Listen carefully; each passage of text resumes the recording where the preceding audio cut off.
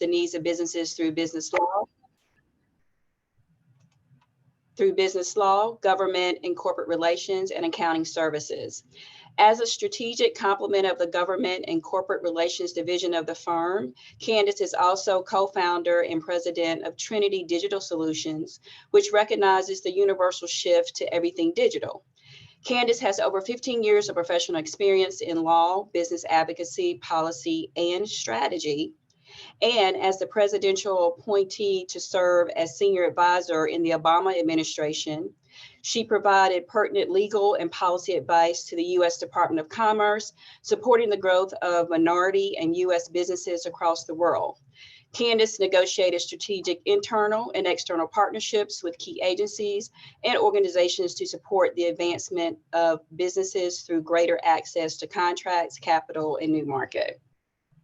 Now in her own business, Candace enjoys helping businesses and governments come together to reach mutual goals that will impact our entire communities. So welcome to attorney Candace Shiver.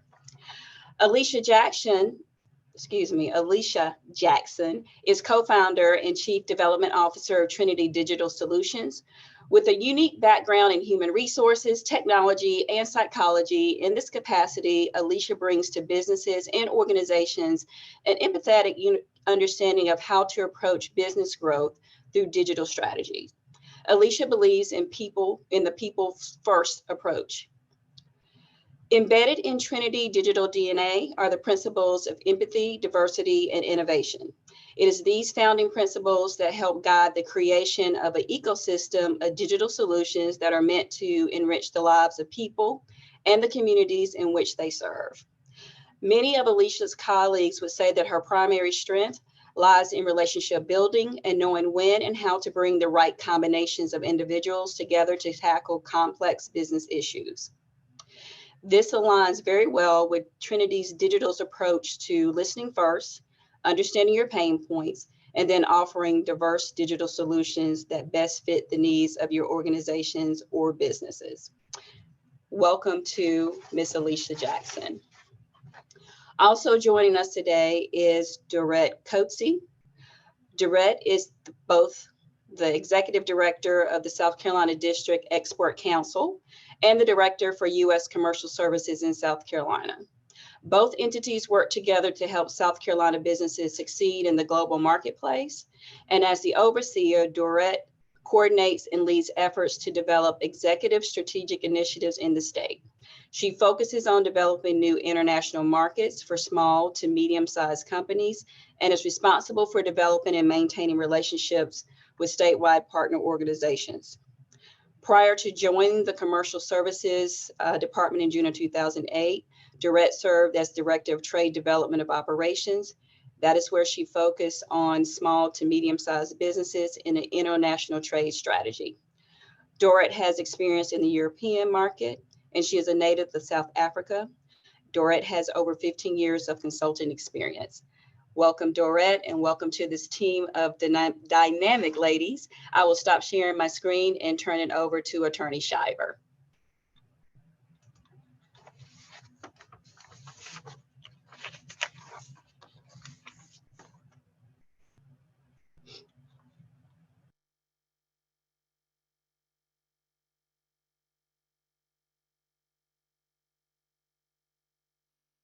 Good morning, good morning. Can you all see our presentation before you? Okay, very good. Thank you, Erica. Thank you, Pam. Thank you, Margaret, Richland County Office of Small Business Opportunities. It's an honor to be here with you.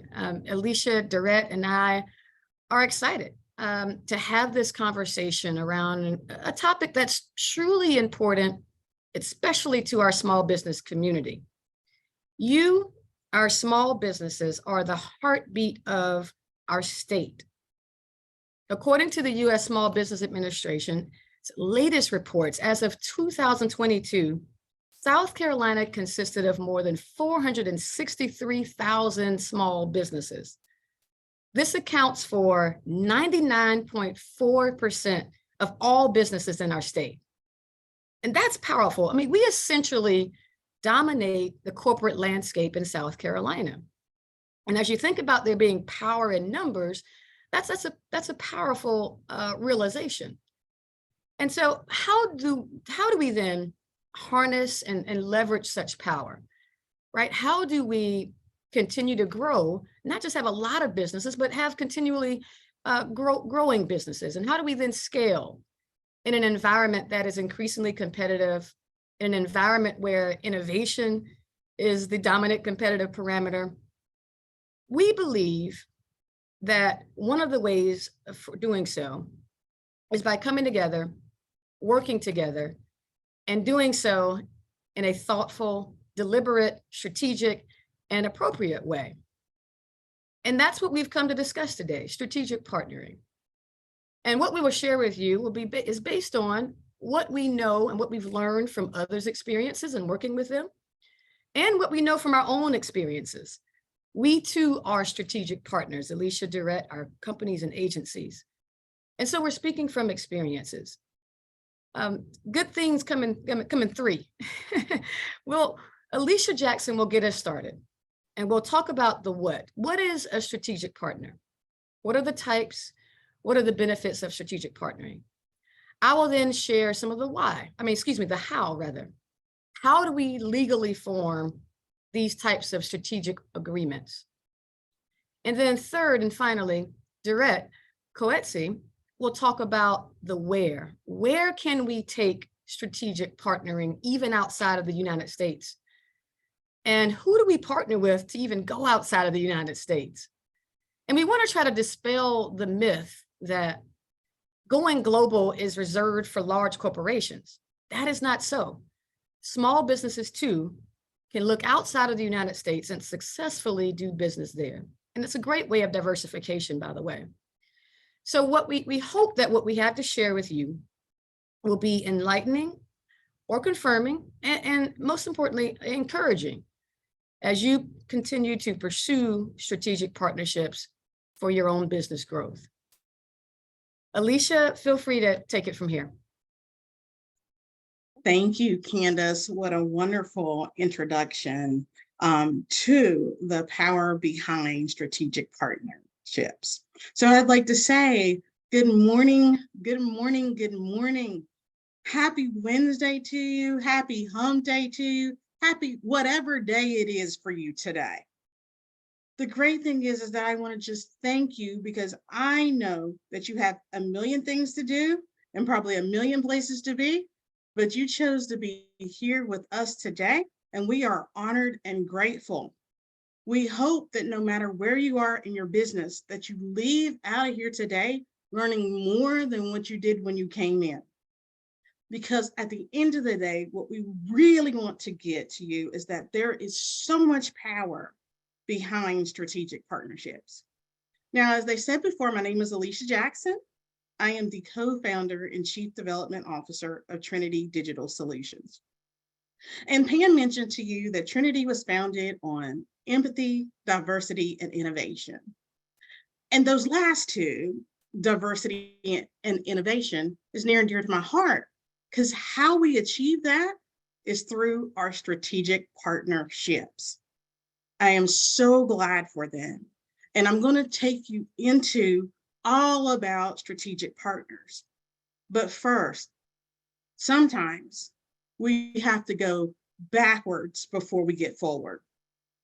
And what I want to talk to you about is what we all experience, a change like no other time. I remember going into an office on Friday, sitting around the conference room with my coworkers and my teammates.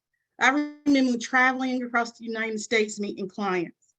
And then one day on that Friday night, I get home and they call an emergency meeting and say, COVID-19 is everywhere and we have to close our offices. So we went from being in person and speaking to one another and speaking to clients to just like that. Our business changed on a dime. And I'm sure some of you sitting in this room today can relate to that. Maybe your businesses had to close. Maybe it closed for a little while and you had to pivot. See, that's the one thing about change, is that it's constant. But it's not about the change. It's about how we adapt to the change. And how we at Trinity did that is through our strategic partnerships. Now, that is a great example of teamwork. So what I'll do is, if you put in the chat, if some of you are still recovering from COVID-19, some of you really hit hard, some of you created your business because of COVID-19. So whatever reactions and emojis you want to put in the chat today to describe your feelings about that, go ahead and put them in there. You know, if you're angry, put the angry face. If you're crying, put the cry face. If you're happy because you made it through, put that in there. We just want to know how you're feeling today. But before I get into the workshop to tell you all about strategic partnerships, I thought we would start with a video. Candace, can you play the video for us? And I'll talk to you on the other side of it.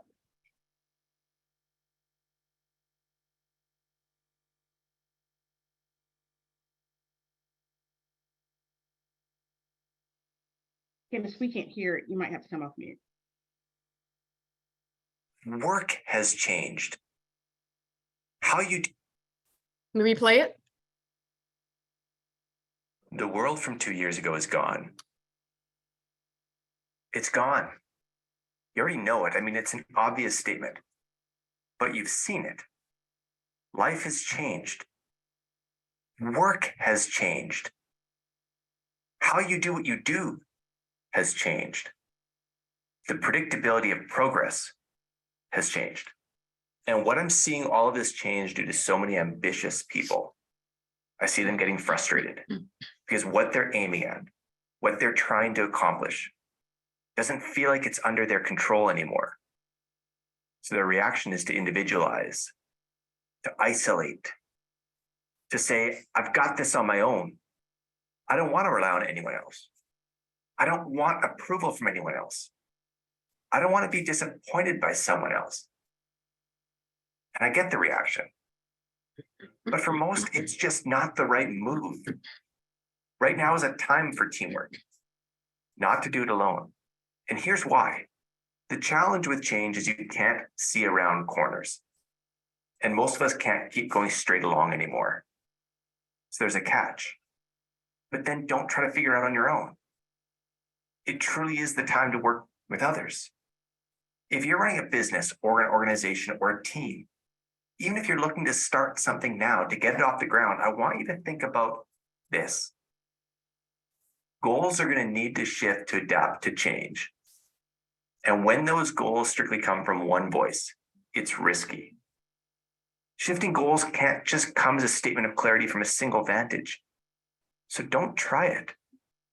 One person can't see enough. They can't see all the shifts. They can't hear all the feedback. They can't talk to all the customers or all the stakeholders. Everyone needs their ear to the ground. When reality is shifting, don't break away from a team. Build your team. I know you want to do it on your own. Ask people to join you instead. And then here's the second part. Invite new voices. Because it's not even just about a team. It's actually about different perspectives. Viewing things from different directions. You can't only be informed from one perspective or from one group or from one culture or one community. That doesn't cut it. It's time for equity. Yes. It's also time for more data. It's the time to invite more people into the conversation. This is the time for teamwork. And that team better have diverse perspectives. There's a need to transform what you have been doing to what you will be doing. Because what is the way forward? That's the ultimate task of leadership. And you should be digging into that with a team. And doing it on your own, I get the appeal and the simplicity. But let's be clear, this is a complicated time. And my suggestion is work together. Oh man, I hope you enjoyed that video. And I hope it resonated with you, because when I watched it, it resonated with me. It brought me back through what we had experienced with COVID-19. But the good news is we're here today to really talk to you about the power behind strategic partnerships. So when you think about strategic partnerships, when it really comes to running your business, it's about the relationships you make with others that can help you achieve great success. Now, specifically, strategic partnerships are mutually beneficial business relationships that can help your business grow at reduced cost. So I'm going to say that part again. It can help your business grow at reduced cost. I don't know about you, but that part excites me, being a business owner. You know, again, what you are doing is that you are basically sharing of resources, whether that's products, resources, things, with other individuals or companies. They are the greatest example of teamwork. Again, with this partnership, it can help you grow. So today, the key is understanding these and understanding what they are. So what I'm going to take you through today is the types of partnerships that you have today. And then I'm going to take you through the benefits, because why would you do them if there's no benefits to them?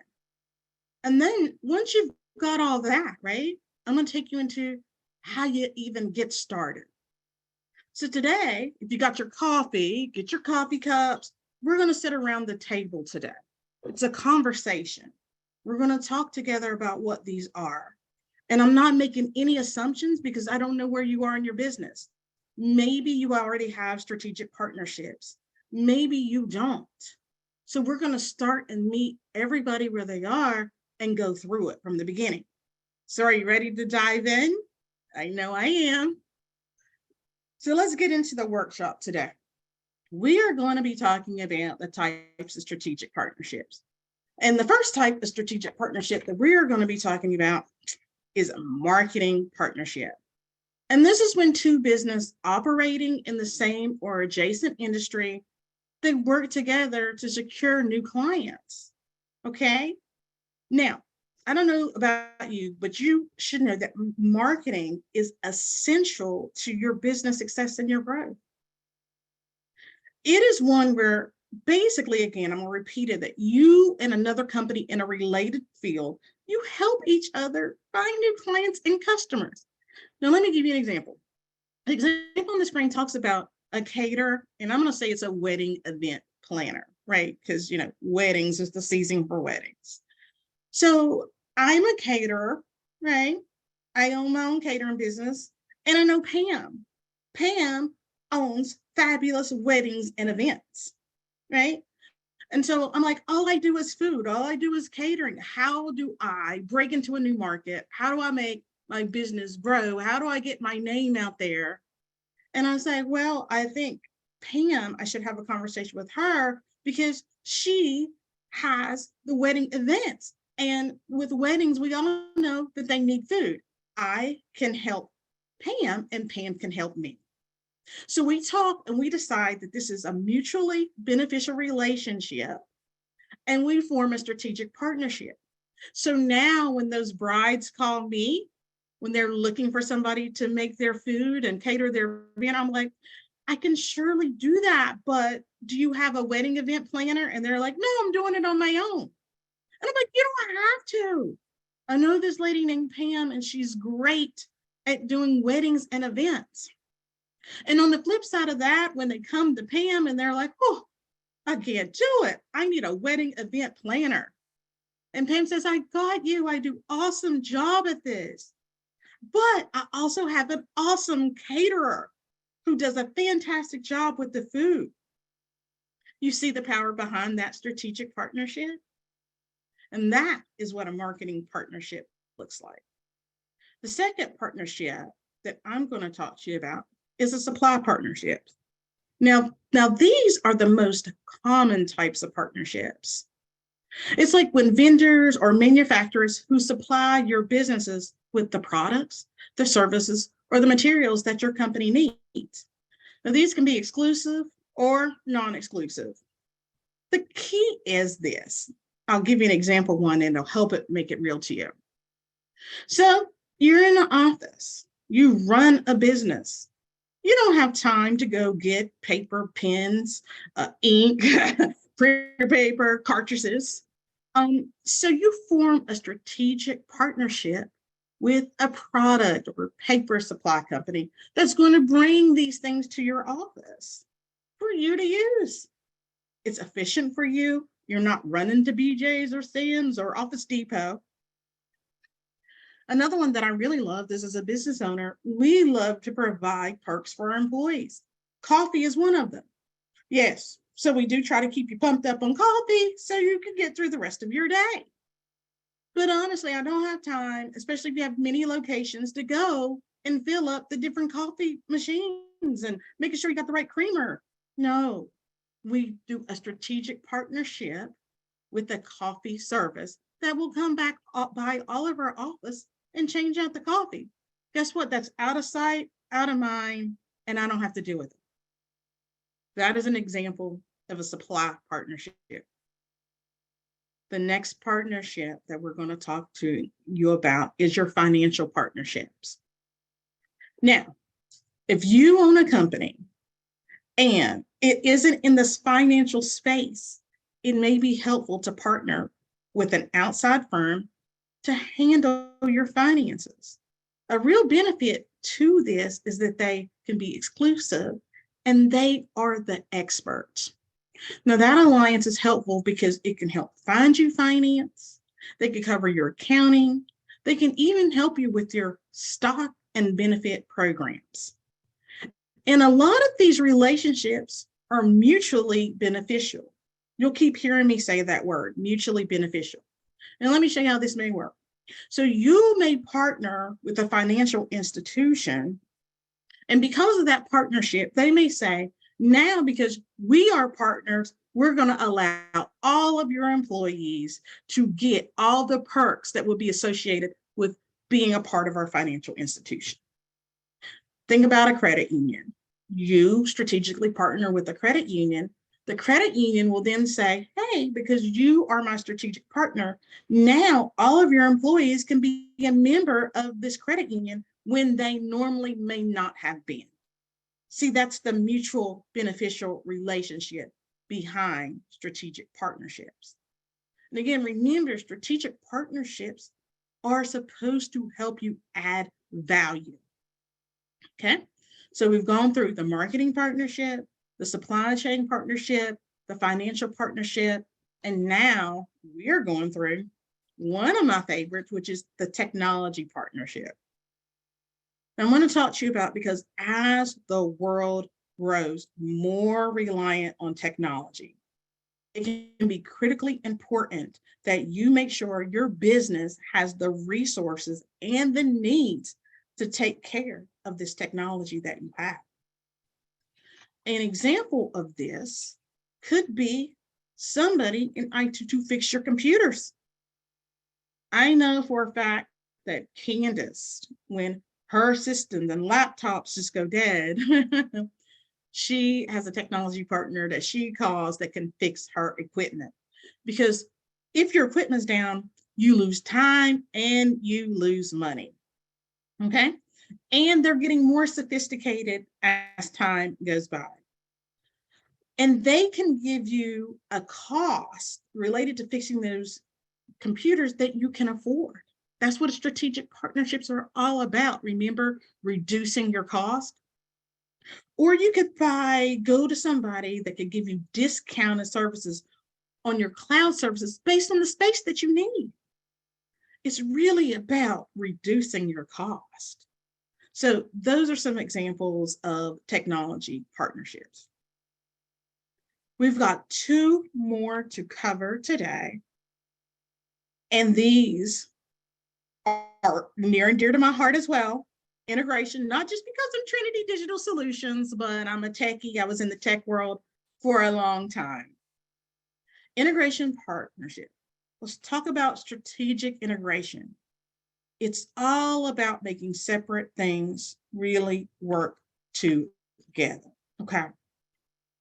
You can see this most easily in a digital landscape.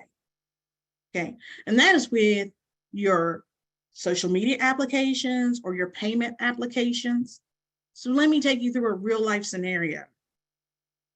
I am going to a birthday party and it is Havana Nights theme. I had no idea what Havana Nights theme was. So I did what most people would do. I Googled it. Google's my friend. So I Googled Havana Nights and it came back with all these dresses and colors that I should wear. And lo and behold, when I got on Facebook, they had all these ads on my Facebook with all these pretty Havana Nights dresses that I was just looking up. And I was able to click on that online store from my Facebook app and purchase my dress. That is an integration. Also, when I was on that online store, I was able to check out online and pay for that online. That payment app is an integration, whether it's online or storefront. The goal of integration partnerships is to make the customer experience easier. So let's talk about this. I'm going to take you back. So sometimes we go backwards before we get forwards a little bit to help you understand that. If Margaret has a store and she decides, I don't want to integrate anything, I want to stay old school, you're going to have to pay cash in my store, or you're going to have a credit card. You can't do debit because I'm not doing that. But I have a store, right? And it's got all the latest and greatest technology. You can put your stuff like Amazon does. You can put your stuff in a cart and it calculates it. You can walk right out because it's tied to my Amazon account and integration. And so I'm already paid. I'm gone. Or, the scan and go, they have it at Sam's now. Put your stuff in the cart, walk right on out, show the little ticket, you're done. Or even the tap. Most everybody now goes go and tap their phone, pay Apple Pay. But then Margaret has decided that she doesn't want to do any of that.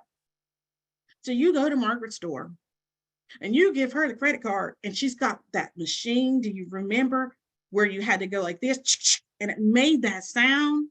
And then they had to give you like 5 different papers that you had to get. And then all of a sudden you don't remember what you spent because you got to go home and write that down in a registry, what you have spent. Now, the question is, are you coming back to me? Are you coming back to Margaret? Because it's not easy. Or are you going to me where you can just scan and go? That's the beauty of integration. They are meant to make it easy on the customer. Okay? The last and final one we're going to talk about is supply chain partnerships. Now, don't confuse this with your supply partnership that I taught you about, the coffee service or the paper product service. This is not it. This truly involves a partnership with companies working together to create one finished product. Let's talk about, I'm an automobile maker, but it's more cost effective for me to get some parts at another manufacturer. So I want to do it the most cost effective way. So what I do is start with the parts that I have, then I'll ship it over here to the next company. Think of it as one big manufacturing company together, working together. I ship what I've done to the next person. Whatever they're responsible for, they do it. Maybe they put the wheels on. They put the wheels on that car. That's what they do. Once they've done what they did, they can ship it to somebody else. And they do their part until it's complete, finished product. That is an example of a supply chain partnerships. So guys, we've covered 6 types of strategic partnerships. And I'm hoping that you have a better understanding. And as I was talking to those things, your wheels were turning on, what type of strategic partnerships can I get into? So the next thing that we're going to talk about is the benefits of strategic partnerships. Because I know you're looking at me sideways and saying, I'm not doing all this work if there's no benefits. Remember, we talked about being mutually beneficial. And how does that help you? Well, if you go back to that video and it talked about being alone, and then it talked about teamwork and needing other people, because the saying is true that you are stronger together and you get different sets of ideas. That means you start pooling of your knowledge and your resources together. And what that allows is that also allows you to share the risk and the cost. So now that financial burden is not all on you. You don't have to hire an in-house team to do it anymore. That's the power of strategic partnerships. And through strategic partnerships, you're building better value for your customers and your clients. And then you get that cross-functional teamwork. And what that does is actually increases your productivity and your external relationships. But then once you've got all that, it helps you into new and novel opportunities that you never thought about. At Trinity, we are in vernaculars we never originally thought we were going to go in. But it was the power behind our strategic partnerships when COVID-19 hit that allowed us to pivot and grow. That allowed us to do a low-cost entry into an industry we had never thought about. What it actually helped us also do and can do for you is expand your client base and expand your brand awareness. When I am marketing for you, when somebody comes to my business and I'm marketing for you, that's marketing for you at no cost to you. And it's also driving business to your doorstep. One great example of this is in the restaurant industry. So when COVID-19 hit, a lot of restaurants closed, just like that, closed. And some restaurants weren't set up. They didn't have set up for delivery options. They were eat in or takeout only. Now, can you imagine what this did to your small mom and pop restaurant business? And what they had to figure out was, how do we get through it? And some of them figured it out by strategically partnering with delivery services like Grubhub or DoorDash. That is how they made it through. They pivoted, they changed it, and they used the power behind that strategic partnership to make it through. And so I've talked to you today about what is a strategic partnership and the types of strategic partnerships and the benefits of strategic partnerships. But that matters not if you don't even know how to get started. So I'm going to take a couple seconds and help you understand, how do you establish them? And these are critical because you need, the first one is be clear on what you need and what you want to achieve. If you don't know, then somebody else can't help you. You need to know that first. Figure it out where you want your business to go.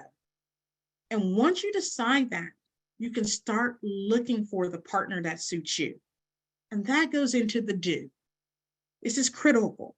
You need to do your research. You need to gather your information on the companies, whether you're looking at them online, whether you're using your network, whether you're calling businesses and asking them questions about their business. But what you're trying to understand is, how can you benefit from them and they benefit from you? And you're talking to them about whether they would like to form a strategic partnership with you. Now, again, they're going to be more susceptible to a strategic partnership if you have something to offer them. So when you're looking at these, don't just think about it from your lens on how can it help me. Think about how it can help me and how it can help them. Remember, it's teamwork. It's working together to build great value and reduce costs for both companies. And then once you've decided on that, you have to create a contract. Now, this is critical because contrasts can make you or break you. And Candace is going to take you through why this is a critical part of this step. And she's going to talk to you about a little bit about the ins and the outs and some of the do's and the don'ts of these. And so you need to pay careful attention to that because this is critical.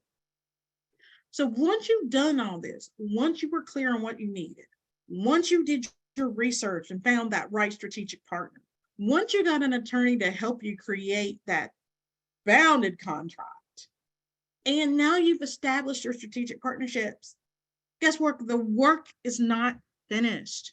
You have to honor and nurture those relationships. Remember, relationships are important.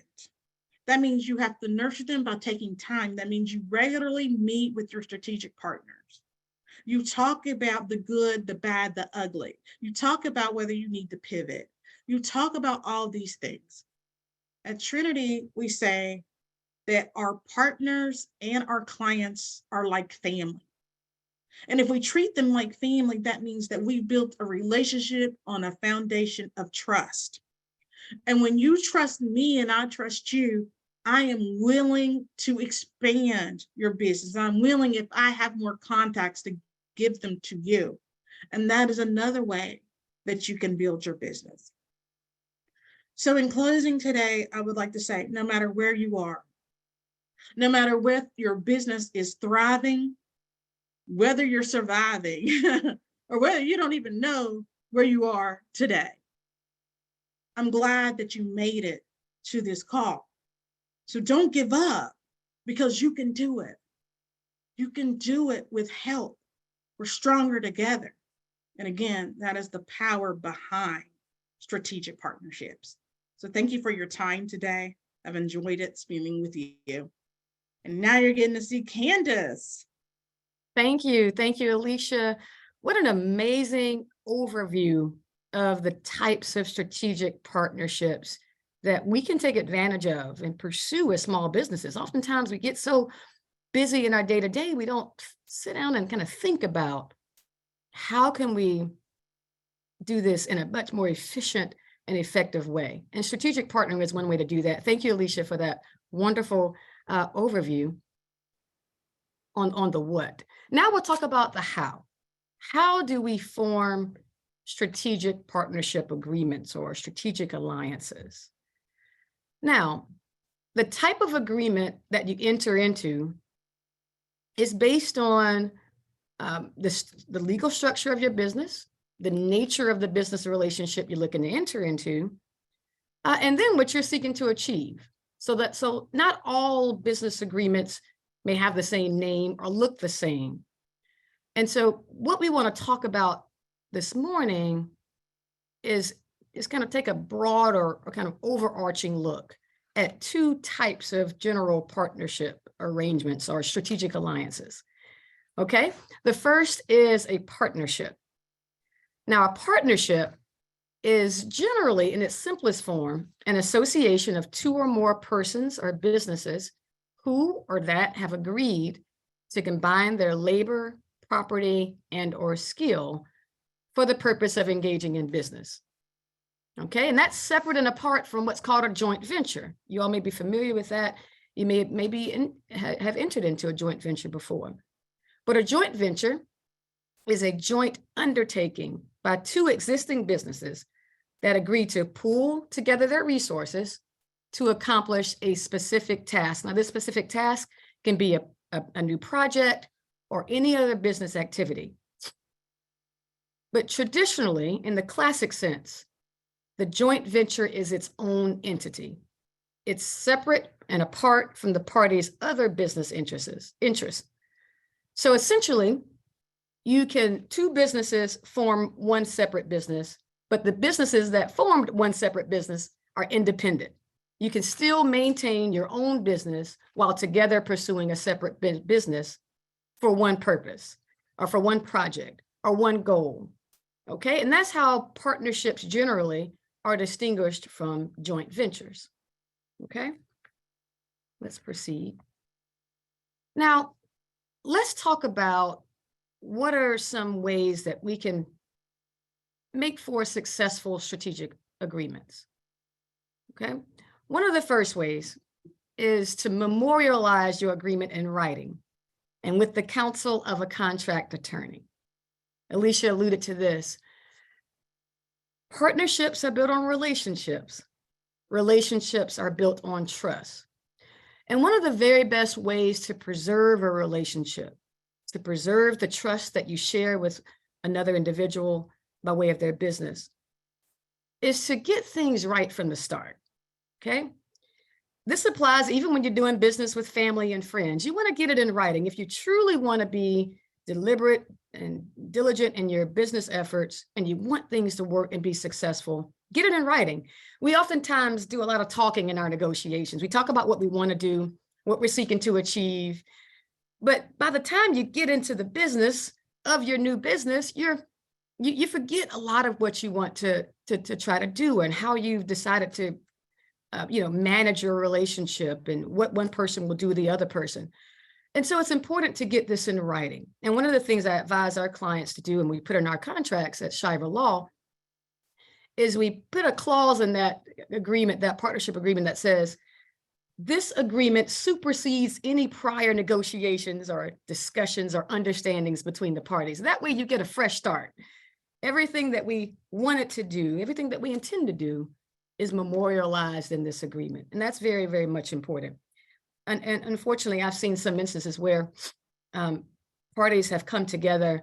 They were so eager to take advantage of an opportunity that they hurried and entered into a business orally. And then when something happened or something went wrong, they then want to go back and get it in writing. Well, that's sometimes a little bit too late. And so you want to get it right from the start. By skipping this step, you can actually cause more tension and more stress on the relationship. So in writing is very much important. And then working with a contract attorney is very much important as well. You want to make sure that your agreement is legal, that it's valid, that it's enforceable. You want to make sure that it complies with any state laws, federal laws, any regulatory regulations that may apply to your specific venture or business. And a contract attorney can help you work through that. You'll also find helpful an attorney for the purpose of helping you work through those things that may be difficult for you to talk about together, like helping you negotiate particular issues that's critical to your success. What are our goals? How will we deal with the unexpected contingencies of the business? What are the expectations of each partner? Oftentimes, an attorney will help you negotiate those specific nuances of a relationship and put those things in writing. Okay, number 2, establish shared goals that drive value for all partners, and then determine the term of your agreement. Alicia put this perfectly, and I really don't need to go into any further detail, but outside of improving your own business, which is an individual goal, what do you want to achieve together? Okay, maybe it's improving opportunities for a certain segment of the population. Maybe it's you want to together promote environmentally friendly practices.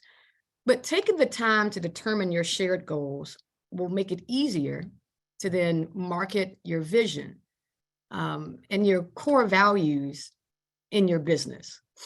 And that's something that you want to incorporate in your agreement as well, so that we're all working from the same page. And then how would you like your partnership or venture, how long rather would you like it to last? It could be for a specified period of time. It could be perpetual unless it's terminated by an event or a life-changing event or maybe even a breach of the agreement, unfortunately. And what's popular now is that you have renewal options in place. I like to put these in agreements at Shiver Law because it allows you to monitor the progress of a particular type of arrangement or alliance. Let's work together for a couple of years, have the option to renew it again, for another year or two based on our performance. And so this is another essential component of what should go in the written agreement, okay? Third, clearly define the contributions, roles, and responsibilities of each partner. This is contributions both monetary and non-monetary. It could be that both partners want to contribute an equal amount of funds to the business to get it started, to help it grow. Or one partner contributes all the money while the other partner contributes the labor and the skill. That's an okay arrangement as well. What will be your different roles and responsibilities based on your skills, your experiences, your resources, your piece of the market, and who will keep the books, deal with customers, vendors, suppliers that Alicia talked about? Who will negotiate with those suppliers? You want to make sure that those types of things are clearly stated in the agreement so that everybody knows what their role is. I've heard someone once say, companies that agree on a clear strategy and management structure before they tie the knot stand a better chance of living happily ever after. In other words, this thing is like a marriage, right? And so you want to make sure that these things are clear, okay? Fourth, ensure a clear understanding of compensation or how profits will be divided or shared. Now, this doesn't apply to every alliance, but to the extent there is payment involved, some partners may be compensated, maybe by way of a fixed income or commission payments. In other instances, in equity strategic alliances, for example, you want to think about how will your profits be allocated, shared? Will they be allocated equally? This is based on the percentage of your interests, of course. Fifth, decide on how new partners can be admitted and existing partners can withdraw. Will you admit additional partners? Will the new partners have to contribute an amount of money to what the original partners put into the business? If a partner voluntarily or involuntarily has to leave the business, what provisions do you have in place for a buyout or a sale of the business? How will then the business be valued upon its dissolution or its termination? These are also important parts that you want to consider because we just don't know how life can change our circumstances. We may become disabled or succumb, unfortunately, to a terminal illness. We want to be sure we protect the business and the longevity of the business should a change happen to a partner. Okay. Number 6, determine a process for resolving disputes between the partners. Now, in my background, am a litigator practicing in business defense. And one of the things that I enjoy by now being a transactional attorney is helping us enter into safe, reliable business agreements. Okay. And helping us do so in a way that we can try to stay out of the courts. I mean, who wants to go to court should something happen? Nobody really wants to do that. It's a long, lengthy, drawn out process. So how will we resolve disputes? And you want to make sure that's a part of your strategic agreement. I like to advise our clients, our small businesses, to take a process approach. You should not have to file a lawsuit right away should you disagree on some matter, right? You should be able to negotiate something among yourselves first. And I put a clause in most of my agreements. It says, in the event of a dispute arising out of this agreement, by way of example, the parties agree to attempt to resolve any dispute by negotiation between the parties. And then I'll paraphrase this. If you're unable to resolve any dispute by negotiation, you look to mediation. You get a mediator to help you settle your issue. If that mediator can't handle it, we go to an arbitration review. That's before a panel of arbitrators who will help you decide. If that doesn't work, okay, maybe we'll go through the courts and resolve our dispute that way. But you want to put that into the agreement, and it helps you really preserve the relationship. You know how you're going to handle this issue should an issue arise. Okay, and 7th and finally, protect both parties' interests by drafting and signing a non-disclosure agreement. Non-disclosure agreement, confidentiality agreement, usually one and the same. When you enter into strategic alliances, you will inevitably share critical confidential information with one another, with your partners, whether they be contractors, vendors, joint venture partners, or any really professional relationship as a part of the course of doing business. And you want to make sure that you're protecting that information and you're defining especially what is confidential to to my business, to your business, to our joint business, if that applies. Define that, and then you're not just protecting your confidential information from one another, but you're protecting it from third parties who could get that information through you. And so you want to make sure you have a really good NDA, confidential agreement. That's a part of your strategic agreement. Okay, so that was a lot of information, but feel free to keep these 7 tips kind of tucked away or really at your disposal as you think about strategic alliances and as you seek to pursue them. Okay, we'll now proceed to talking about joint venturing a little bit more here. So why are we talking about joint ventures for purposes of small businesses? It's actually ideal for us. I mean, when you think about how small businesses, may lack funding, or we lack the personnel to expand by way of an acquisition, like our large corporations can more easily do. In a lot of ways, a joint venture is an ideal way for us to work together and essentially achieve some of the same things our larger corporations can do without being large. Okay, as Alicia explained, this type of joint venture allows us to expand in a new line of business at a lower cost than it would be if we tried to do it on our own. Okay, and like she said, that's good news. Each company contributes its own expenses, while the cost of the venture is split among or between the two of them, the 2 or 3. As well, joint ventures provide us a way to access capabilities that we may not be able to develop in-house, as Alicia shared.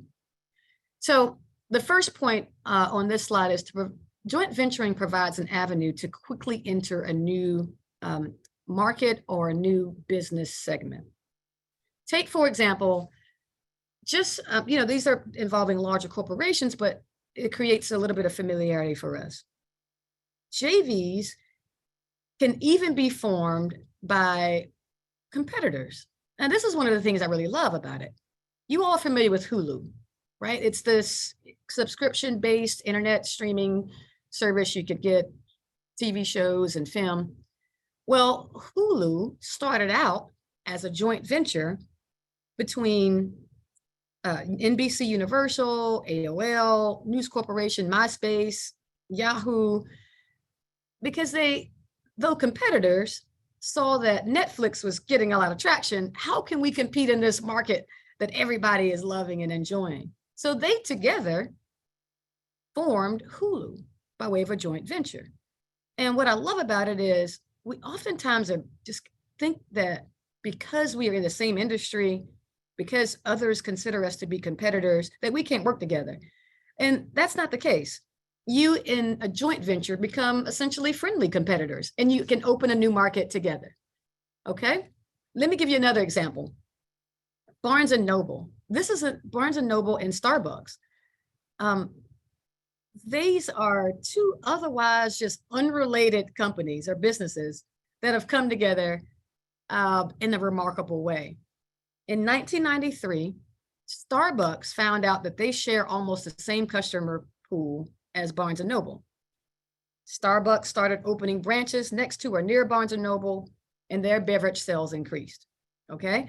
Then Barnes and Noble also reported an increase in sale of books in those stores where Starbucks was next to or near them. Eventually, both Starbucks and the books, Barnes and Noble books got under one roof, right? It saved them money on purchasing new land, building structure, and so forth. And then Barnes and Noble Cafe was born. Okay, who knew books and coffee would go together? For Starbucks, the alliance meant a new market of avid book readers. For Barnes and Noble, the alliance meant creating a customer experience for their book readers who would be encouraged to come into the Barnes and Noble, stay, relax, have a cup of coffee, buy more books. It works, though seemingly unrelated businesses. So let me hurry on to say, joint venturing is typically limited to one venture or goal. These are prime examples of that one goal. Bringing this closer to home, we talked about those larger corporations. At Shiver Law, we helped two small but very specialized consulting firms pool together their resources, their staff, their expertise to carry out combined services and pursue projects of considerable scale. This would help them secure federal and state government contracts. It's a way to say, what do we want to achieve together? We have specialized expertise. Though we may be competitors, we can still work together and operate as a large corporation. That's one local example. We also, through Shiver Law, helped a shredding and recycling small business enter into a joint venture with a manufacturer, by way of example. They would then take shredded materials, whether it be papers, plastics, et cetera, and they would transform those materials into meaningful artwork, whether it be decor or functional home decor or beautiful coasters or jewelry and other products. And then they eventually sold those products, recycled material into new products.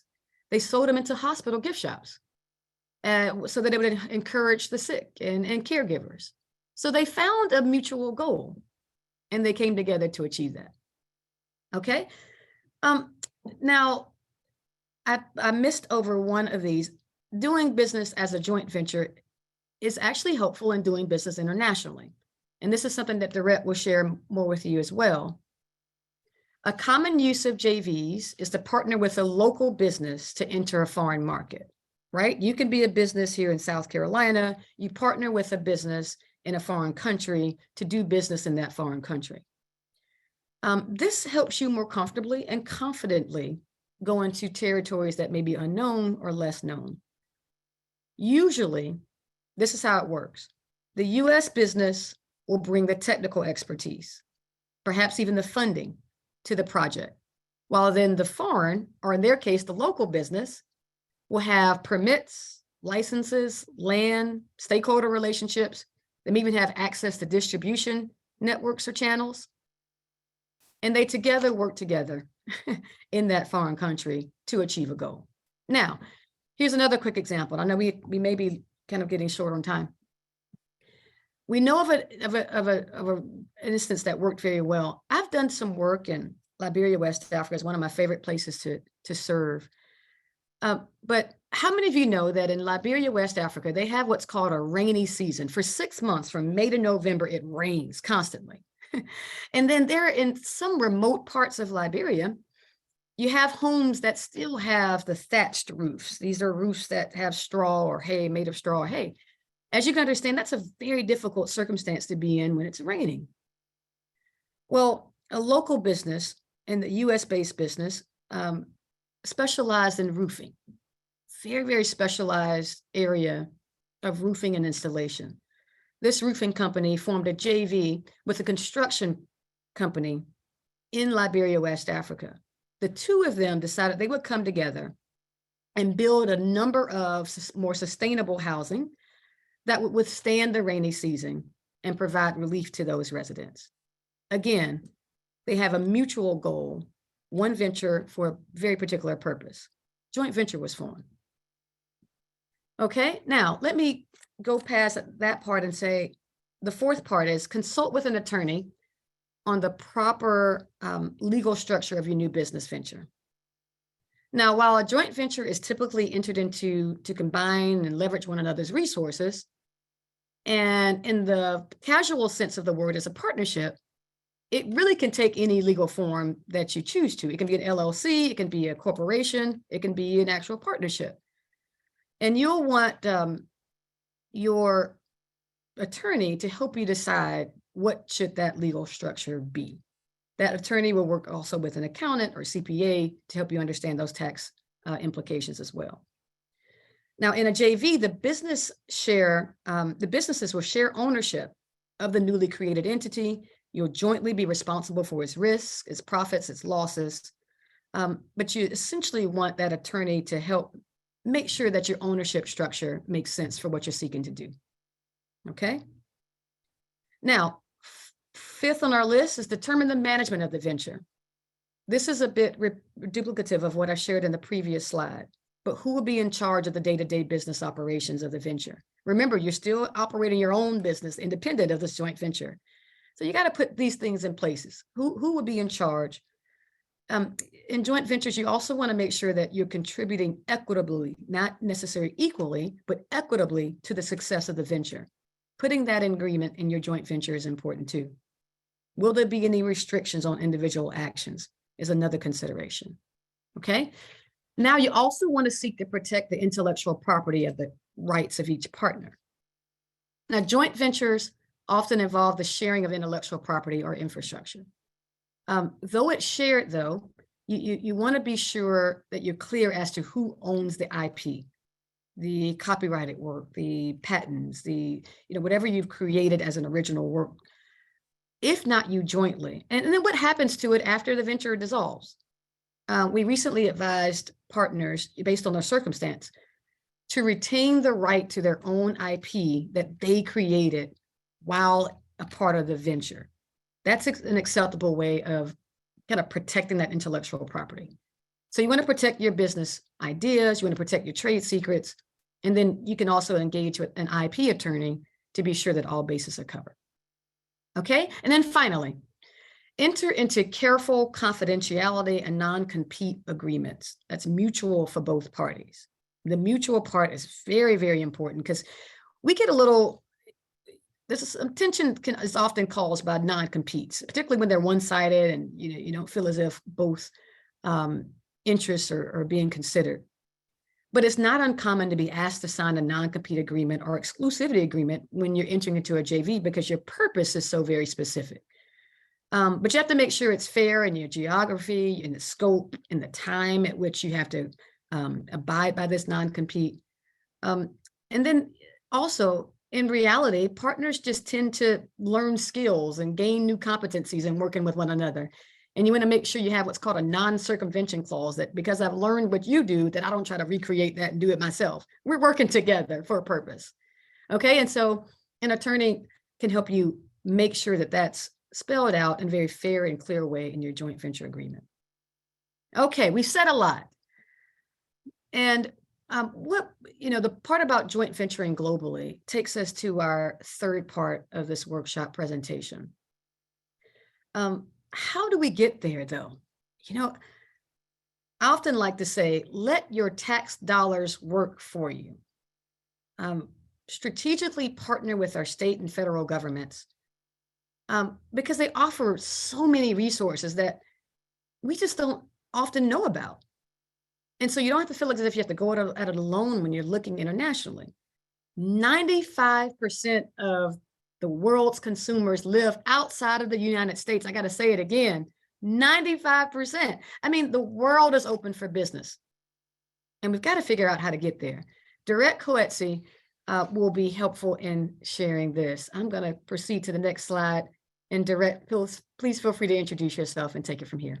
Thank you so much, Candace. It's really nice to be with everyone this morning. So as Candace mentioned, I wear two hats. The one is I serve as the state director for the U.S. Commercial Service, which is an entity that's part of the International Trade Administration, which falls under the umbrella of the U.S. Department of Commerce. Then I also serve as the executive secretary for the South Carolina District Export Council. The council is a group of 28 individuals that is appointed by the U.S. Secretary of Commerce to serve a 4-year term to basically serve as the glue between the business environment and the federal government. And Candace is one of those members, and that group, their purpose is to promote exports for US-based companies. So they mentor and do a number of other things that we will get to. So just a little bit of South Carolina exports, in case you didn't know, we're the largest exporter of tires in the United States, our state, and also finished vehicles. So BMW and Volvo, you might follow all the automotive sector is really big in South Carolina. Underneath those large companies, there's a huge amount of diversity when it comes to small and medium-sized companies that are exporting. And our agency has worked with 500 companies last year, more than just in South Carolina. 85% of those are small and medium-sized companies. So there is an infrastructure that's really available to everyone for support, both on the government side and also really on the private sector side as mentorship. So to get back to the comments that's been made, those 7 tips for agreements, you can really take them and just amplify them internationally, because I'm working with a company right now that is trying to look for a new distributor in Canada because they're not happy with their old one, but they've not terminated that relationship yet because it wasn't stipulated that it's based on performance or time. So they didn't think through how they're going to get out if this current partner is not performing. So these things we work with every day. So really keep those 7 tips. You can just take the exact same 7 tips and apply them internationally. The other thing I've seen that makes companies really successful when they go international is this idea of something that's mutually beneficial. So I have my business or service, a product or a service. How can I help you grow your business, whether it's in India, South Africa, or Germany? So that's sort of a really helpful frame to look through. Now, when you go internationally, there's 2 main ways that the companies we deal with typically go about it. The first one is you first find a distributor. So a distributor is a marketing partnership. It's somebody that can represent you in the foreign market that you're interested in entering.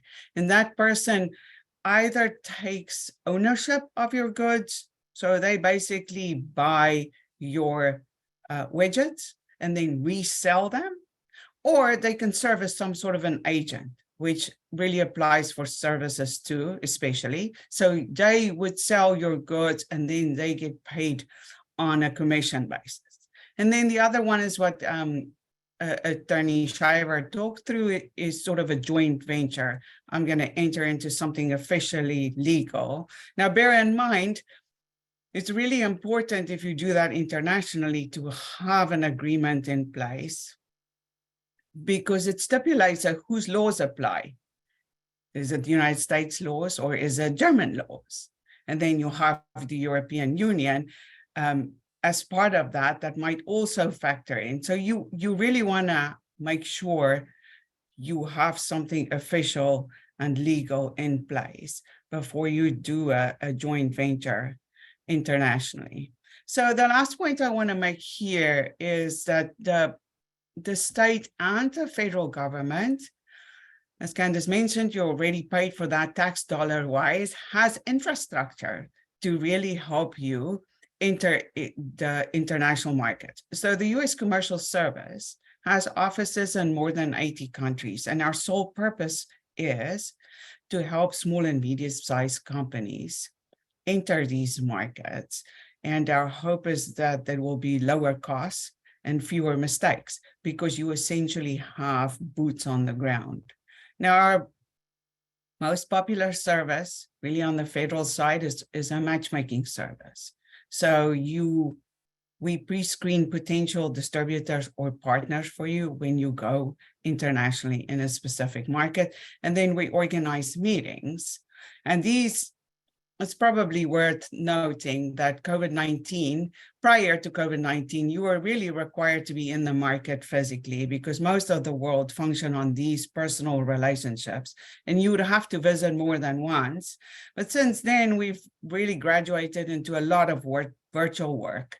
So a lot of our companies first have these meetings virtually to see, well, are we a good fit? Do we have a mutual interest? And can my business serve you and help you grow yours before you actually have to travel? Yeah, so Candace, maybe we go to the next slide. The question is, how do you know, first, if you have an exportable product or service, and then when do you know you're ready? So broad strokes here. It is the first question you need to ask yourself. If you're going to enter a foreign market, especially if you have a service, what does this look like? Is it exportable, and will you be competitive? So labor rates in the United States are expensive. So if your product or service has a huge labor component to it, it will be hard to just export it as is. But then if you would bring the know-how and the technology and enter like a joint venture, that is a probably more suitable model. If you have a technology, then typically you're good to go, because that is typically a very exportable, marketable product internationally, provided you go to places where your intellectual property is protected. So again, back to making sure that you address that part of business development. So the other way you can know that you're ready is when you start to get foreign inquiries on your website. Now, there is actually a way to make sure step one is you have your website is a little bit globalized. You can consider to translate 1 page or 2 pages of your website in another language. Spanish would probably be a good option. And then just to internationalize your things like your phone numbers, to add the +1 with your country code. We have a sort of a checklist that you can implement. So if you have a more global friendly website, you start getting inquiries on those.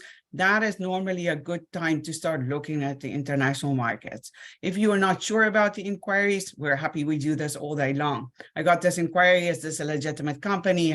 What do you think about this inquiry? Happy to talk you through it. So how do you identify markets?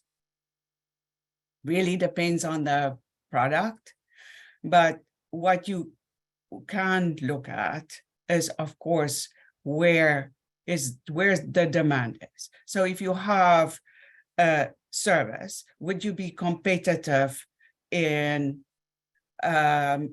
Madagascar versus Poland versus France?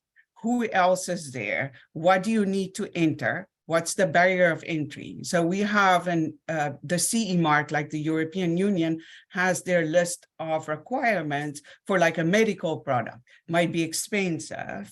It might be less expensive to register that medical product in Canada. So all that is part of helping you choose where you're gonna go first. And that is a little bit individual decision based on your business, your resources, that you have available in-house.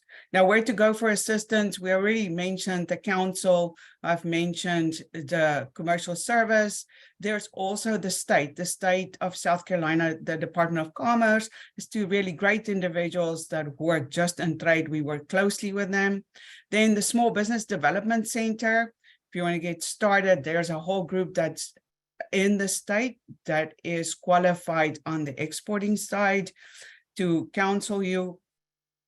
Then there's also the International Trade Coalition. There's a group of us, all the entities that touches trade in South Carolina. We have a monthly call to coordinate efforts and events.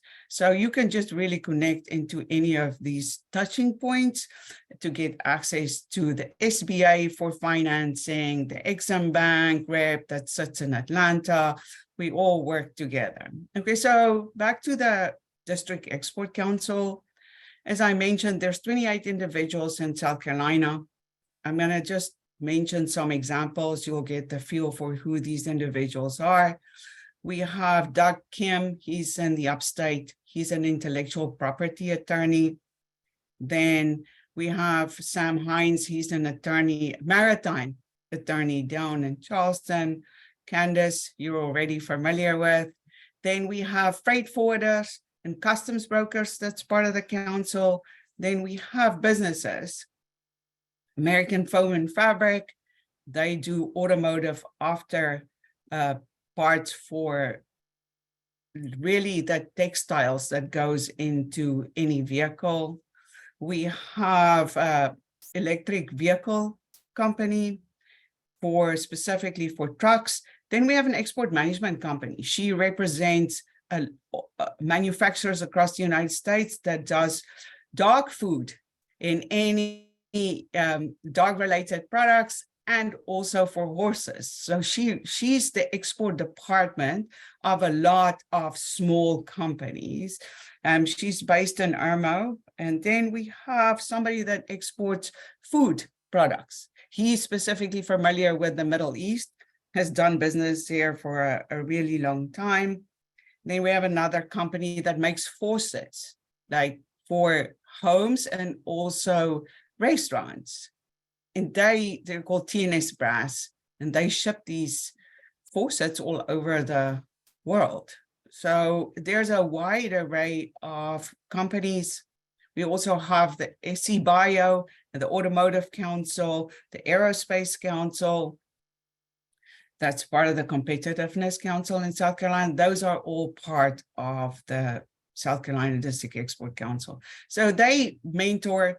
If you are a small business and you would like to be mentored on how to actually ship something, how to handle your distributors, how to choose them, then we connect you. I normally do this because I serve as the secretary with one of these District Export Council members, and they will then have an individual conversation with you and serve as your mentor.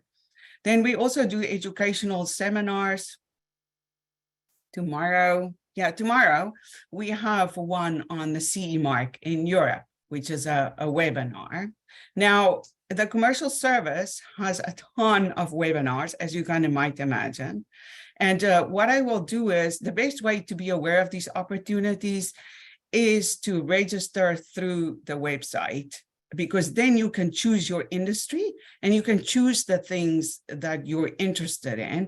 And that way you'll get in your email inbox the materials just related to you, your industry or general exporting information. So I will drop the link in the chat, because yesterday it took me 20 minutes to find it. You know, when people say it's on the website, well, it is on the website, but it's really buried deep in there. So I'll do this in a minute.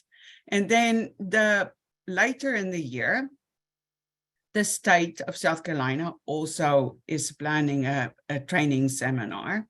Now for next year, we're planning in West Virginia, our agency, a conference, which is what we call Discover Global Market. It's going to be European focused, and we will bring in some of our European colleagues to talk to businesses about opportunities.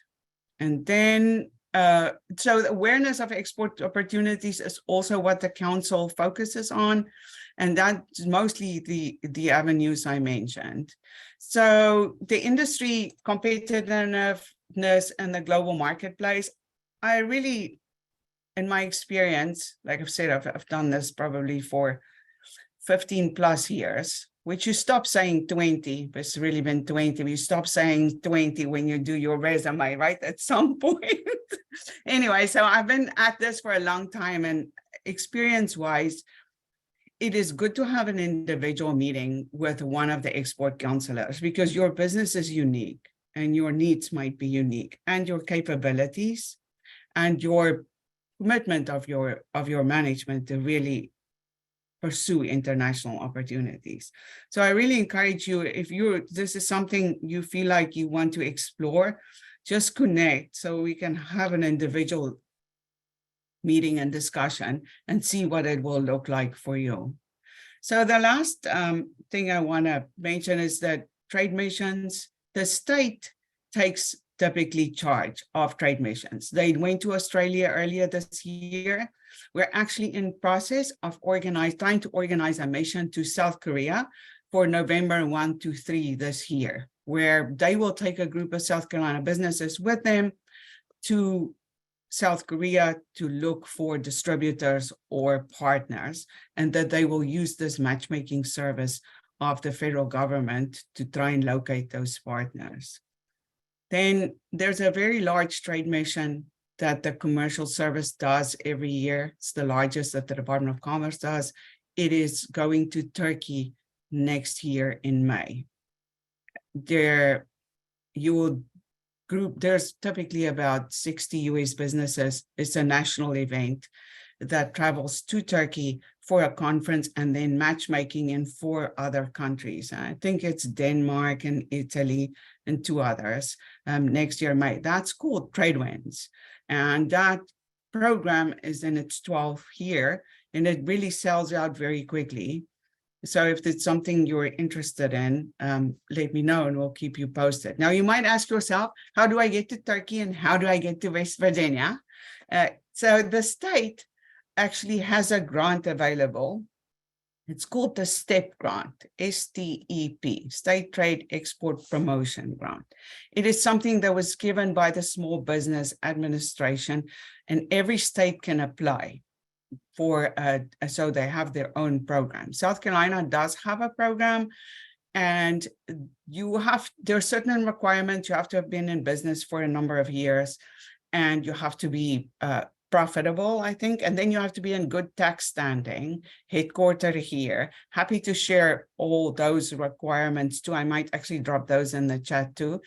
But part of this grant, if you qualify for it, would includes a travel stipend, and it includes a refund for the services that I just mentioned to you for participation in these events. Then there's also a group going to Switzerland sometime next year.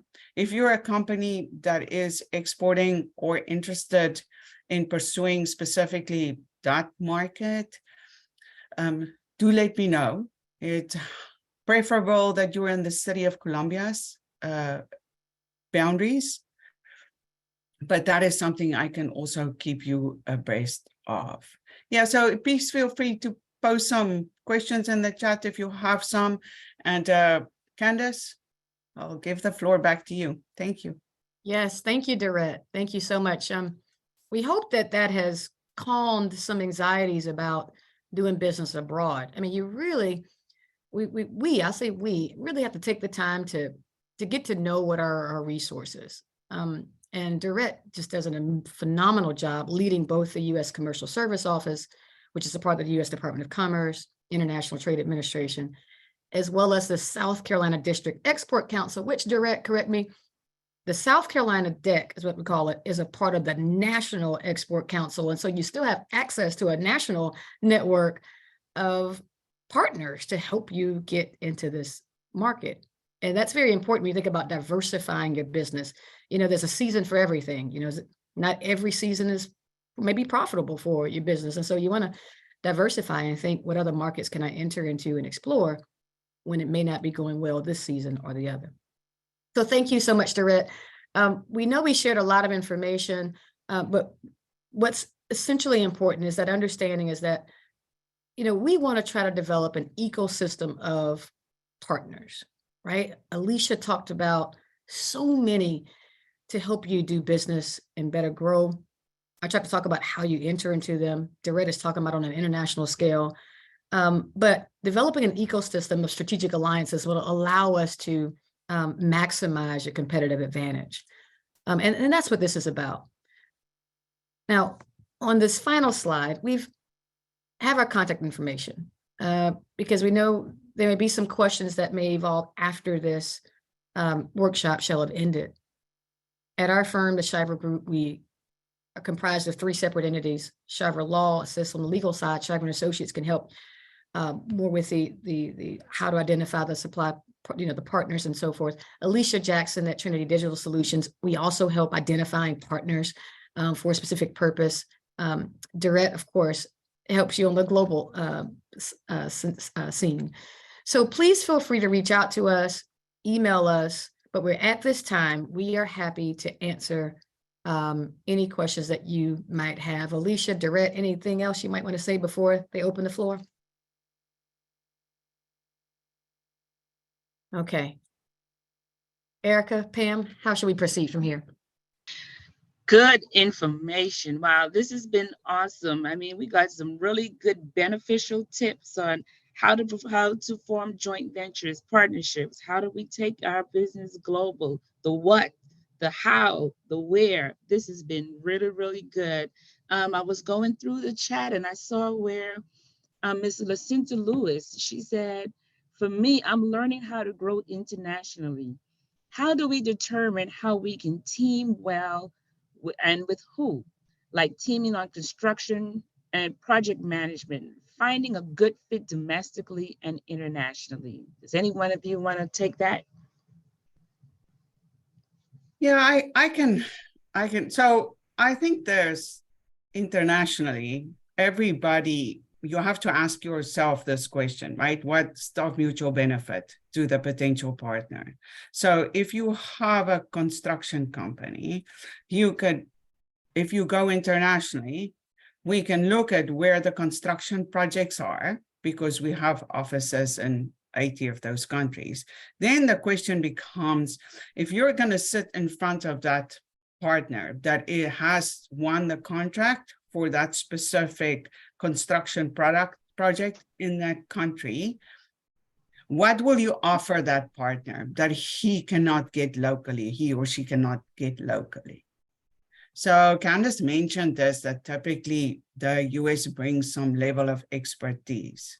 So if you're sitting, I'm from South Africa, right? If I'm sitting in South Africa and I have a construction company, my first question to you is if you're a US partner, what are you bringing to the table? Do you understand the regulations for building a building in South Africa that it might be different from the United States?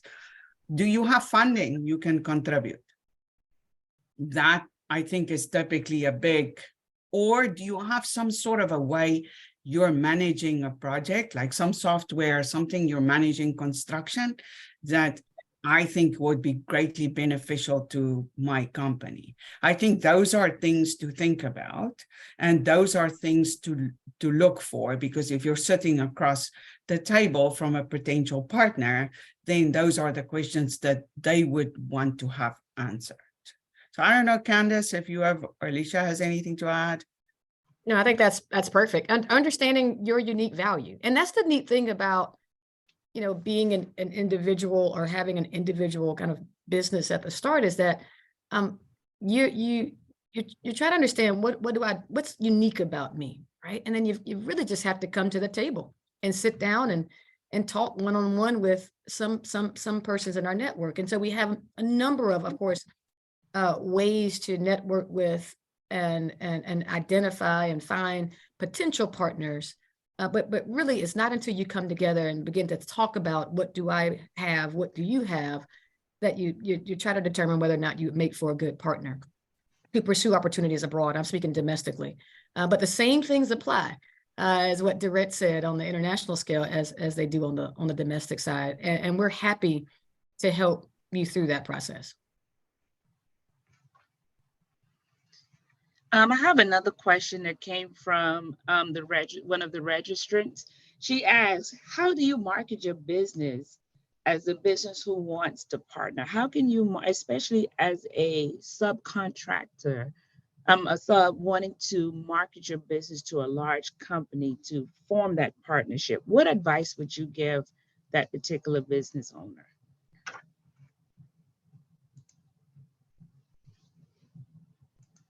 I can try to take that one.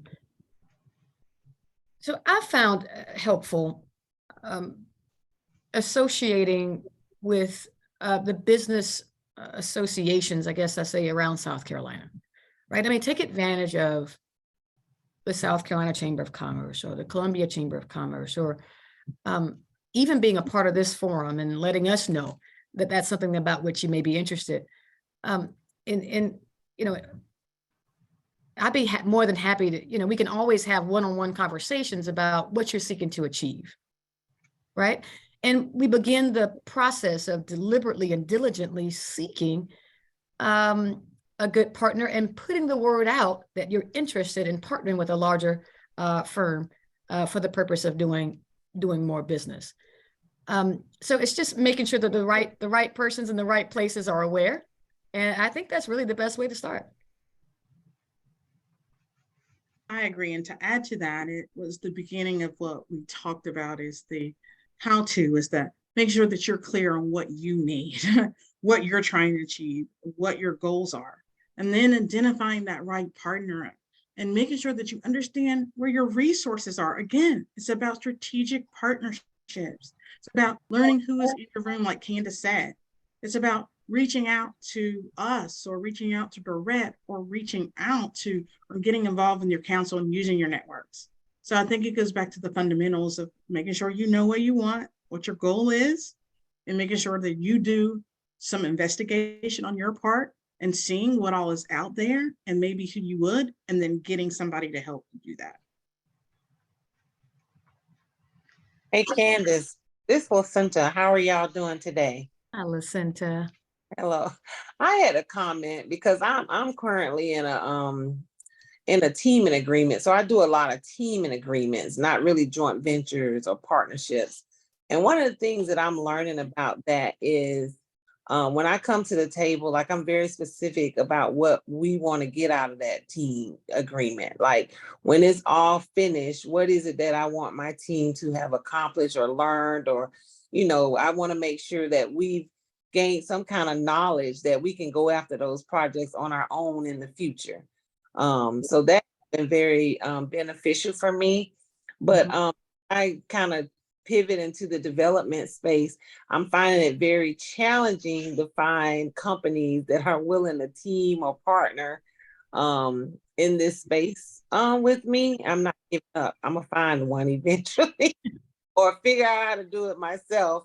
But that's one of the challenges. When you do see a company that's out here doing great work, y'all said it right. Why bring me on? What is it that we would actually, what value add that would make them want to team with us? And one thing that I've learned is, I hate to say this, but sometimes I have to use that minority card, right? Because sometimes in order to get our foot in the door, we have to be the minority partner. And that's been an advantage that I've been able to capitalize on to get our foot in the door. So I just thought I'd share that.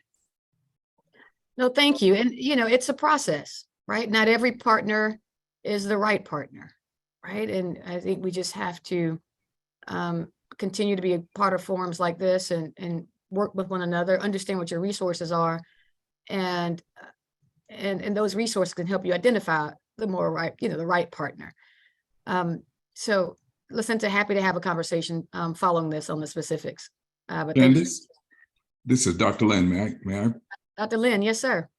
I should probably be in a retirement or exit strategy seminar, but I wanted to listen to this, and I wanted to share some of my experience. Particularly when you were talking, I so many times wanted to say amen, but I'm starting my 39th year in business, and I retired 10 years ago, so I'm not doing well at retirement. But I wanted to share, I call it, and I've talked with Lucinda about the good, bad, and ugly experiences I've had in partnering. And the two things that I keep in mind is I don't want to be a front in the partnership, and I don't want to be a loser in the partnership. So the things I do is I make sure that I have an active role in the partnership or the joint venture. I've had numerous joint ventures, and I don't want to be a loser. I've learned after one or two of those that I make sure I keep my hand in the checkbook, so that I know where every dollar is going. But quickly, my good and bad, the good, bad, and ugly experiences. Companies like MBCon and several companies were good partners. And even in Atlanta, I found good partners. Then the international, I did some work with the government of Ghana, Africa, and in Canada, and the agencies that Dorette talked about were helpful. And then the bad part was, and when I got into 8A and found big projects, I needed partners to help with bonding, but many of them wanted to use me just because I had access to non-compete contracts. So I learned to watch those folks who just wanted to partner with me because I had access to contracts. And the ugly part of partnering was, as partnerships ended, I had several cases where my partner stole some of my good employees, poaching. And so as my daughters and other folks involved in my business that I retired from 12 years ago, that's one thing I tell them, and we needed partnership sometimes for the big bonding capacity, but most of my partnerships were good, and they helped me grow. But I just wanted to share that good, bad, and ugly thing. No, thank you, Dr. Lynn. And that's why mentoring is just so important. However we can avoid the loopholes or potholes or things that others experience, I think that we absolutely must share that knowledge. And thank you for being willing to do that, Dr. Lynn. I do think when we're entering into these types of agreements, joint ventures, whether they be domestic or international, it's important to spend some time on the relationship part. I mean, some things you can't anticipate or avoid, or maybe not all things turn out to be what they intended or how they started. But that trust thing is real. And you, to the extent you can really focus on the relationship before entering into the partnership, ideally that helps, avoid some problems down the road. But you're absolutely right on, in the agreement, making sure that you understand who's responsible for what are expectations, and that you just kind of keep a really good handle on it. And that's the good thing about joint venturing, is that it's not just you trying to keep up with all of that. You've got a team.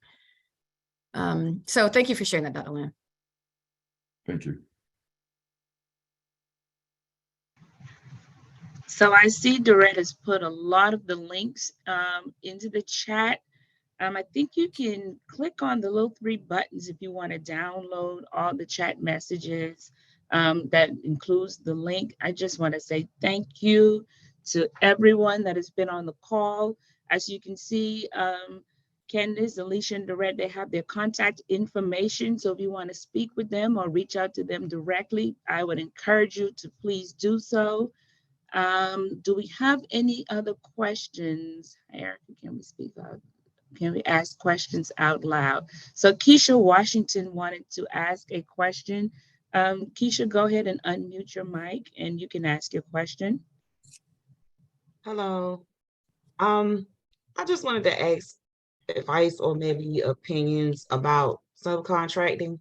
My husband and I, we do pressure washing, and we normally do commercial and residential work, but we are trying to scale our business to the next level by going over into the general contractor world. Our issue is the pricing piece. So I do a lot of research myself. We're struggling trying to figure out if there's a difference in between commercial and then commercial general contracting. For instance, MSC walls, bridges, and highways. So we're SCDOT certified. So we're trying to partner with someone that will actually help us figure out if there's a difference. And it's almost like either they don't have time to, or they figure you just don't know what you're doing. They don't seem to understand that there's a difference in between the pricing and estimation with that.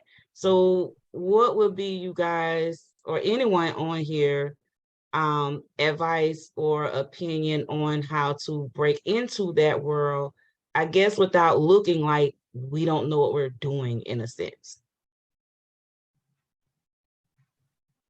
May I comment, since I'm the general contractor on the call? Feel free to send it. I see 2 parts to the question, but I think that'll be helpful what you have.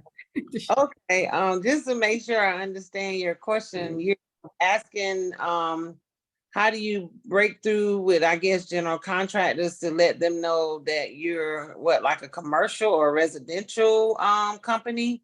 Is that what you're asking? Well, they know because we're listed. And then number 2, I always send a capability statement upon email just as an introduction of who we are and what type of work we do. So they know. Well, I'm a general contractor, and Candace said it earlier, like business is all about relationships, right? Mm-hmm. And a lot of times, a lot of our subs are people that I already know, that I've already engaged with, that I've met out in the industry. And we honestly, I don't do a whole lot of pressure washing as a general contractor. Like, I don't get a lot of pressure washing contracts. You need to be meeting, first of all, identify who is truly your client. Your client could be facility departments at your local school districts, college and university. They're the ones doing all the pressure washing. So find out, who's offering that services the most, in the industry, and then that's who you target. So if you send me some pressure washing, I might get about 3 pressure washing jobs or 4 a quarter or less. So maybe GCs are not your the client that you're seeking, and that I hope that makes sense. So I mean, you're welcome to send me your information, and I with the facility departments that we work with throughout the state. Okay, I can send you my information. We're in with like school districts and things in that nature. On the SCDOT or SCDOT side, they need people to clean the MSC walls and the bridges. So we're trying to link in with those identified GCs. We just don't know if we're underpricing or overpricing as far as the GC world is considered. In commercial, let's just say, my husband might get a call from Chick-fil-A and say, hey, we need you to come clean our building. We already know what that looks like per square footage. It's in between a certain, you see what I'm saying? But on the general contractor side, we don't know what that looks like. We don't know if it's higher, if it's lower, if we're in between, because we've already done some estimates. We just haven't gotten anything, and they don't provide any feedback, versus like if I put in a bid through a state procurement ad, I can email that procurement officer and say, hey, you send me a bid tabulation, and I can kind of see if we were low, if we were higher, if we were in the middle. You see what I'm saying? So if GCs, we can't get that feedback, so we're really struggling to try to figure out where we're at. Are we too low? Are we too high? We're not sure. And I haven't been able to link in and make a connection with anyone that's willing to actually tell me, okay, you're sending in a bid, but it's too low. So the contractor is thinking, you don't know what you're doing. You get what I'm saying? Oh yeah. Yeah.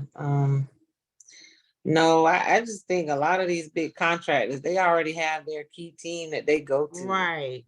I don't know what your pricing looks like, but yeah. And yeah, I don't know what to tell you, because I don't know who you're bidding with. But for me, we provide feedback. When maybe you need to ask for a debrief, something, and inquire and see if they'll be willing to share. How can you do better, in submitting your proposal? Right. Ask them. I mean, that's what I've done that too, and it's like they're just too busy. Like I've spoken to a few on the phone, and they'll say, oh, the GC is out in the field, he's doing this, he's doing that, he's really busy.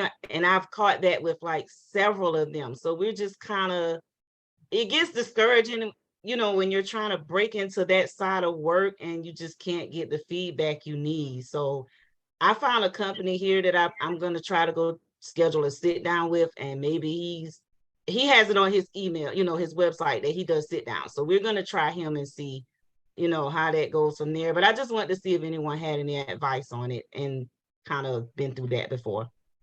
Erica, this is Gloria. Is there another minute that I could make a statement, a brief statement? Very brief, thanks. All right, sure. I like to commend Dr. Lynn, first of all, for identifying the other side of partnering or joint ventures, however the term that you want to use, because I think Doretha was her name. She referenced that she stopped identifying her years of experience at 15. So I guess I'm gonna stop mine at 20. But actually, being a director of contracts and developing numerous diversity programs across this United States, major projects exceeding $15 billion. The majority of joint ventures that I've seen have all failed. The majority of them. There are some that are have been very successful.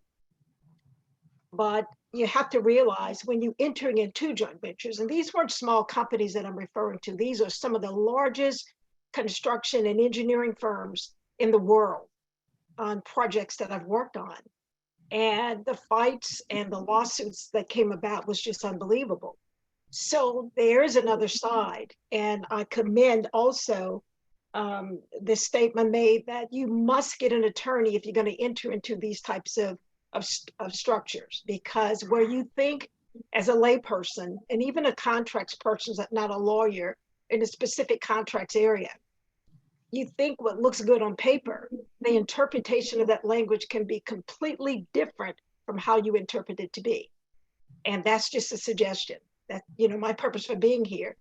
It sounds good to bring in a strategic partner to team with you so you can advance your opportunity or increase your work. But the danger is always 50% one way and 50% on the other.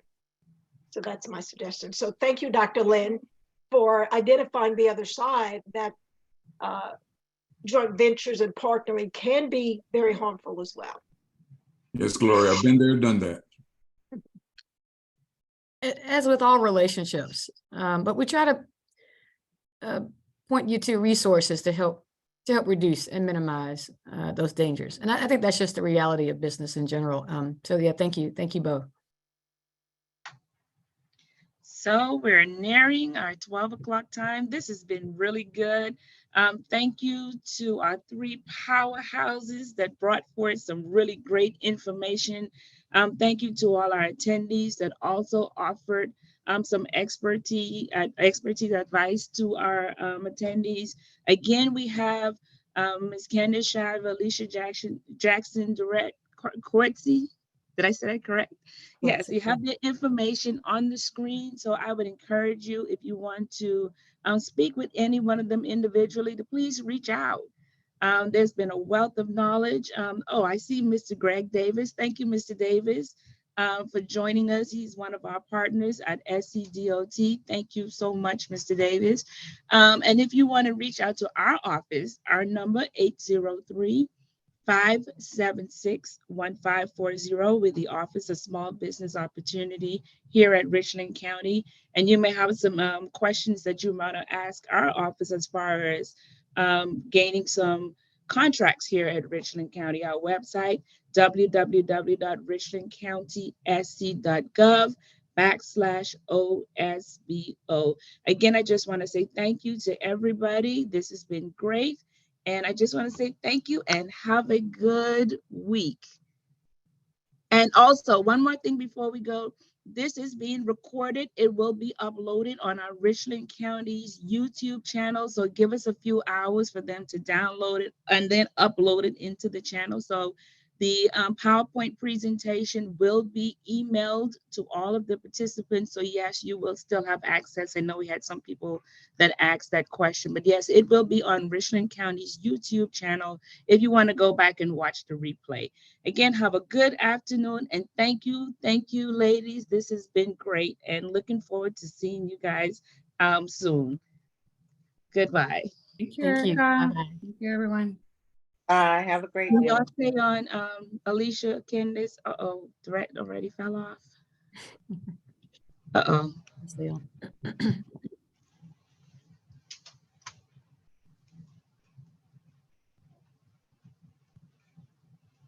I'll ask her to join, Erica.